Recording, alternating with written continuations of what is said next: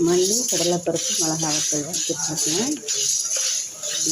இந்த சாம்பார் பொடி அவ்வளோ கமகமன்னு இருக்கும். இதோட தேங்காய் வச்சு அரைச்சிக்கணும். அரைச்சி சாம்பாரில் சொன்னா சுவை கூடும், அபாரமாக இருக்கும்.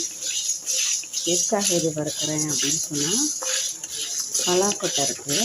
பலாக்கொட்டையும் கத்திரிக்காயும் போட்டு ஒரு குழம்பு பண்ண போகிறோம். கூட்டு குழம்புன்னு சொல்லுவாங்க. ஸோ அதுக்கு இந்த பொடி போட்டால் தான் நல்லாயிருக்கும். அதுக்காக தான் வறுத்துட்ருக்கேன்.